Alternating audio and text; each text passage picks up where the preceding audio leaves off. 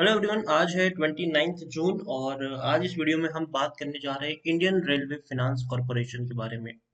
देखिए, शेयर आज का दिन इनके लिए काफी बड़ा है क्योंकि नतीजे इनके आए थे और जैसे ही नतीजे आए शेयर ने एक झटके में तेजी दिखाई, 6% की तेजी दिखाई। लेकिन उसके बाद अगर देखें तो धीरे धीरे धीरे धीरे करके नीचे की तरफ भी ये शेयर आ गया। वीडियो में हम डिस्कस करेंगे आखिर इसकी वजह क्या है और आईआरएफसी के रिजल्ट्स जो आए हैं वो कैसे हैं, यहाँ पर खरीदारी करने के मौके हैं कि नहीं, उन सारी चीजों के बारे में हम यहाँ पे डिस्कस करेंगे। लेकिन उससे पहले अगर आपने अभी तक चैनल को सब्सक्राइब नहीं किया है तो प्लीज अभी इसे सब्सक्राइब कर लीजिए क्योंकि आगे भी बहुत सारे वीडियोस हैं जो आपको काफी ज्यादा हेल्प करेंगे। तो चलिए बात करते हैं इंडियन रेलवे फाइनेंस कॉर्पोरेशन की। 25 रुपए के आसपास शेयर ट्रेड कर रहा है। दिन खत्म होते होते तकरीबन 2% की ग्रोथ हमें यहाँ पर जरूर देखने को मिली है। लेकिन जैसे ही नतीजे आए थे शेयर 6% की तेजी दिखा चुका था। उसके बाद धीरे धीरे करके गिरावट यहाँ पर जरूर बनी है। पिछले एक साल एक महीने में अगर हम देखें तो अभी भी 7.5 से 8% का ग्रोथ यहाँ पर देखने को मिल रहा है। 23 रुपए का शेयर 25 के करीब ट्रेड कर रहा है। तकरीबन 2 रुपए का ग्रोथ यहाँ पर हम देख रहे हैं पिछले एक साल में। और देखिए, एक महीने में अगर आप देखने में काफी लोगों को एक्चुअली होता क्या है पता है शेयर मार्केट में, कि लोगों को आदत पड़ी है कि भैया एक महीने में मुझे 10 12 30 40% का ग्रोथ दिखना चाहिए। ठीक है, लेकिन 7.5 से 8% का ग्रोथ कोई बुरा ग्रोथ नहीं है। इतना तो भैया आपको बैंक में एफडी भी नहीं दे रहा है और वो भी पूरे सालाना ग्रोथ नहीं मिलता है। ठीक है, 7.5% 8% का ग्रोथ तो आपको बैंक एफडी भी नहीं देता है, वो भी सालाना। एक महीने की तो आप बात छोड़ दीजिए आप यहाँ पर। और दूसरी बात यहाँ पर ये है कि ये वो शेयर है जिसपे आप ये रिलायबल कर सकते हो कि अच्छा पैसा यहाँ पे डूबेगा नहीं, बहुत ही कछुए की तरह चलेगा लेकिन तेजी जरूर दिखा देगा। हालांकि आईपीओ इसका इसी साल आया था और आईपीओ के 26 रुपए के आसपास का इसका आईपीओ था और अच्छा रिस्पॉन्स नहीं मिला था, लगातार शेयर टूट के बिखर गया। 20 रुपए तक आया और उसके बाद जो रफ्तार इसने पकड़ी है वो शानदार रफ्तार पकड़ी है। पिछले 2 महीने से ये वो शेयर है जो अच्छा परफॉर्मेंस दिखा रहा है। 2 महीने में अगर हम देखें तो एक बड़ी तेजी इसने ऑलरेडी दिखा चुकी है। 20 रुपए से 25 रुपए का सफर इसने तय किया है 2 महीने के अंदर। एनएसई में देखा जाए तो तकरीबन 10 करोड़ के आसपास का इसका वॉल्यूम ट्रेड है। और तो और अगर हम बीएससी में देखें तो 67 लाख के अराउंड का वॉल्यूम ट्रेड है। मतलब आज जैसे ही रिजल्ट्स आए ना, लोगों ने धड़ाधड़ धड़ाधड़ धड़ाधड़ ट्रेड प्लेस करना शुरू कर दिया है। यहाँ पर हम देखें तो प्रमोटर के पास 86.36% की होल्डिंग है। प्रमोटर मतलब सरकार ही है यहाँ पर। और देखिए, रेलवे से जुड़ा हुआ ये शेयर है। ठीक है, रेलवे की ग्रोथ डिपेंड करती है इस कंपनी के ऊपर। एफआईएस के पास 1.44% की होल्डिंग है। 3.02% की होल्डिंग म्यूचुअल फंड, 1.18% की होल्डिंग इंश्योरेंस कंपनी के पास है। देखिए, प्रमोटर 86% की होल्डिंग लेकर बैठे हैं लेकिन धीरे धीरे जो सेबी का रूल कहता है कि भैया 75% से ज्यादा की होल्डिंग प्रमोटर के पास नहीं होनी चाहिए, तो अगले साल दोबारा आपको ये शेयर्स होल्डिंग जो है वो चेंज होती हुई दिख सकती है। सरकार जो है वो अपने कुछ शेयर्स को बेचेंगे, एफपीओ के जरिए बेचे या क्यूआईपी के जरिए बेचे, वो देखने वाली बात होगी। लेकिन बेचेंगे जरूर, तकरीबन 75% तक अपनी जो होल्डिंग है उसको लेकर आ जाएंगे। और जो सबसे अच्छी बात यहाँ पर ये भी है कि भैया एक भी शेयर प्रमोटर का गिर भी नहीं है, ये बहुत अच्छी बात है। अब बात करते हैं हम इनके डिविडेंड की। तो कंपनी छोटी जरूर है। डिविडेंड सॉरी, जो आईपीओ है वो इसी साल आया है लेकिन उसके बावजूद इन्होंने आईपीओ जिस महीने आया उसी महीने इन्होंने डिविडेंड भी पे किया, वो भी 1 रुपए 5 पैसे का डिविडेंड। सोचिए, 25 रुपए के आसपास ट्रेड करने वाला शेयर आपको 1 रुपए का डिविडेंड पे करता है। कि अच्छा डिविडेंड है, बुरा डिविडेंड नहीं है। नतीजे की मैं बात करूं तो भाई साहब नतीजे बहुत ही शानदार आए और यही वजह थी कि आज के दिन में ये शेयर 6% का ग्रोथ दिखा चुका था। जैसे ही रिजल्ट आए एक झटके में ये उछल गया। ठीक है, तो देखिए यहाँ पर 126% का राइज था भैया प्रॉफिट में ही। 1480 करोड़ से भी ज्यादा का मुनाफा इन्होंने सिर्फ क्वार्टर 4 में कमाया है। यहाँ पर आप देखिए, Indian railway finance corporation on Tuesday reported quarter 4 stand alone net profit at rupees 1482 crore as compared to 654 crore in the same quarter last year. पिछले साल इसी क्वार्टर में 655 करोड़ के आसपास का मुनाफा कमाया था इस कंपनी ने, जो इस बार तकरीबन 1500 करोड़ तक पहुंच चुका है। और इतना ही नहीं, रेवेन्यू में भी बढ़िया उछाल आया है, 40% का उछाल रेवेन्यू में है।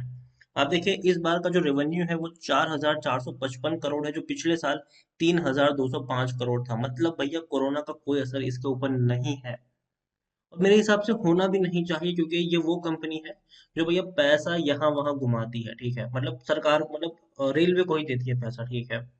तो जाहिर सी बात है, जो पैसा तो है वो तो आ ही जाता है इनका। अब सरकार, रेलवे की भैया, रेलवे डिफॉल्ट थोड़ी ना करेगी कहीं पर भी। अगर तो रेलवे के पास पैसा नहीं है तो सरकार डाल देगी पैसा यहाँ पर, और ये चीज देखने को मिल भी जाती है हर बार। तो बहुत बढ़िया चीज है कि भैया बहुत बड़ा मुनाफा कमाया है इन्होंने।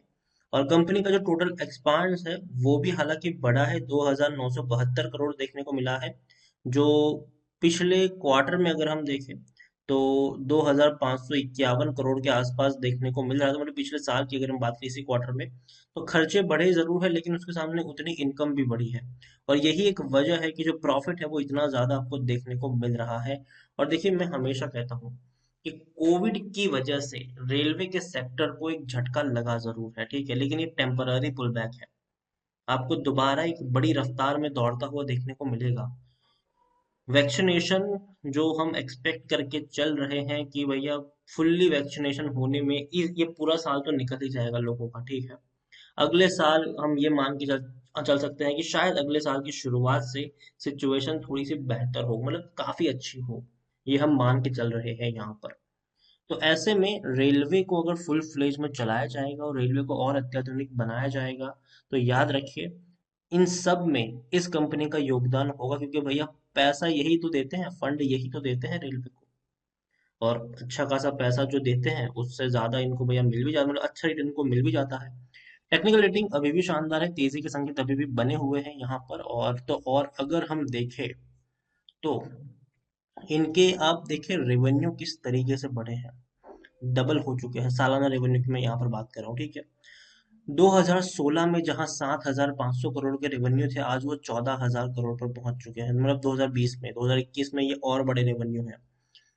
प्रॉफिट तो भाई साहब 850 करोड़ का जो प्रॉफिट हुआ करता था 2016 में, वो 2020 में 3,700 करोड़ है। और 2021 में ये और ज्यादा बड़े प्रॉफिट्स आपको देखने को मिल सकते हैं।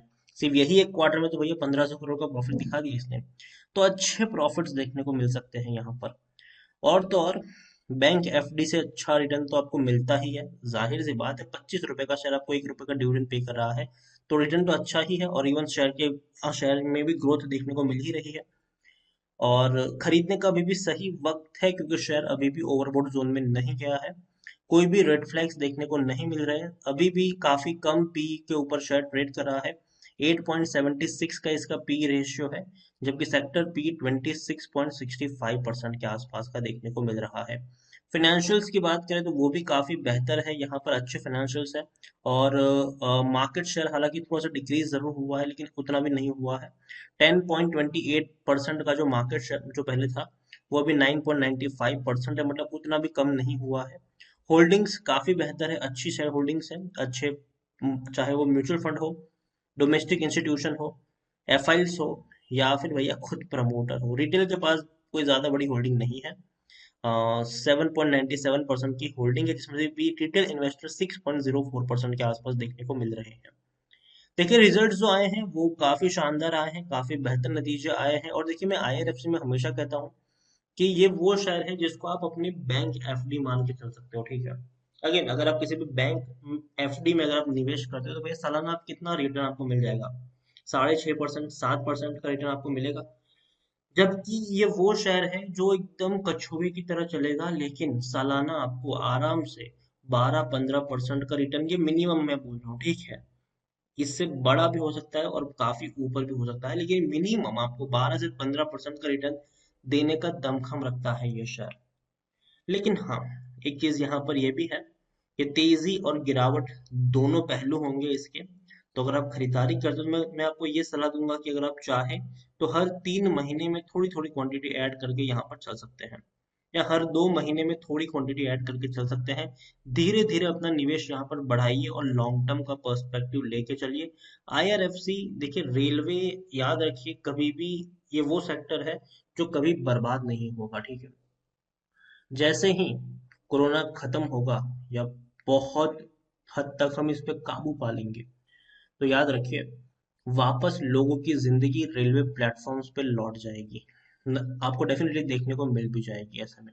और ट्रैवलिंग के लिए भी अगर देखें तो भैया डेफिनेटली फ्लाइट्स वगैरह तो है ही, लेकिन रेलवे आज भी एक बेस्ट ऑप्शन माना जाता है।